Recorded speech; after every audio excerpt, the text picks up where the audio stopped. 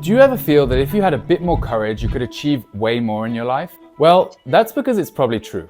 But in this video, I'm going to share with you my favorite tool for building courage and overcoming pretty much any of your fears. You can use this against fear of failure, fear of rejection, fear of public speaking, fear of embarrassment, basically any fear that's holding you back from living your best life.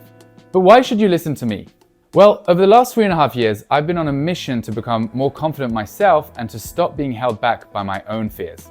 I've tried some pretty weird things like doing yoga in the supermarket, announcing the weather in the metro, high-fiving strangers in the street. None of these ended up being the solution, but they helped me in building the tool that I'm about to share with you. I've also coached close to 100 people, helping them with self-confidence and becoming the best version of themselves. You can find out more by clicking the link below. One of the top 5 regrets of the dying is I wish I'd had the courage to live a life true to myself. And the tool I'm going to share with you will hopefully allow you to keep cultivating courage over time so you can live a life with absolutely zero regrets. But first, let's go back in time to when I was 8 years old. I'm walking towards the classroom. I'm about to recite a poem that I've been practicing for many days. But just before I start, I noticed someone laughing in the back of the classroom. Were they laughing about me? Did I have my zipper open? All these thoughts start rushing through my head. I begin to feel self-conscious. My hands begin to sweat. My face begins to go red. But I've been practicing this poem for many days, so I was determined not to let this stop me. So I start reciting it. At first, it's going well. I'm crushing it. But then, halfway through, I make a mistake, and the entire class starts to laugh. I was humiliated. I finished the poem and ran back to my desk as quickly as I could, and I started crying. That was the first day in my life that I started to believe that I wasn't a good public speaker. And over the next 2 decades, I started collecting proof that this was true. Every time I did a presentation, every time I got up on stage, I would focus on how nervous I was, on how bad they all went, on all the mistakes that I made. I became terrified of public speaking and I avoided it like the plague. But the more I avoided it, the worse I got at it, and it became a self-fulfilling prophecy. And it was holding me back in life, but also in my career. How could I ever be a good leader if I froze every time I got up on stage? How could I ever inspire a team if I was shaking during every presentation? But then 3 years ago, I came across this quote by Henry Ford who said, "Whether you think you can or you think you can't, either way, you're right."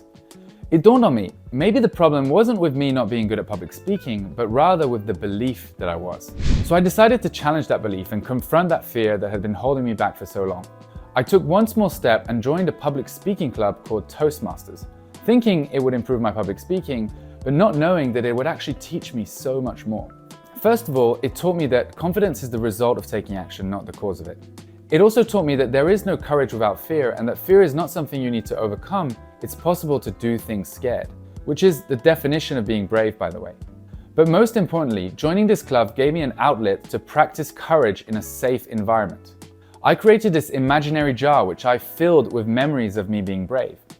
Every time I volunteered for a role, I would put it in my jar. Every time I volunteered to speak on stage, I would put it in my jar. And what I quickly realized was that how you do anything is how you do everything.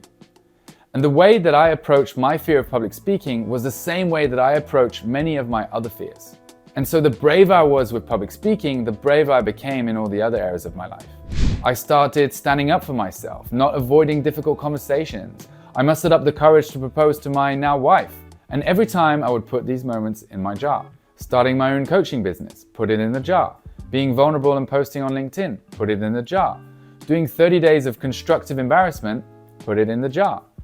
But the reason I've overcome many of my fears today, it's not because I'm not afraid. It's not because I'm not nervous about public speaking or of embarrassing myself. Far from it. But instead it's because I've been focusing on filling up my courage jar. Which means that every time I now face something scary, I just go back to that jar. I remind myself of all the times I was brave, of all the courageous things that I've already done. Then suddenly, it all becomes less scary. If I'm hesitating about speaking up in a big group, I remind myself of the time I asked a stranger for a hug. If I'm afraid to send someone an email, I remind myself of the time I told my friend that I wasn't happy with our relationship. And the more I do things scared, the more proof I collect and the less scary things become over time. So today I invite you to create your own courage jar. It can be an imaginary one, it can be an actual physical jar, or it can just be a list that you write down. Start filling it up with memories of courage from your past. But also start collecting new proof every day, no matter how small, that you are brave, that you do have courage. Join a public speaking club, start a conversation with a stranger, speak up in your next team meeting. Focus less on your fears and more on filling up your courage jar. Because over time, the fuller it becomes, the easier it will be for you to do things scared, and the easier it will be for you to live a life true to yourself. And if you want some more tools on how to regain control and live a more fulfilling life, get your personalized thriving plan by clicking on the link below. Much love.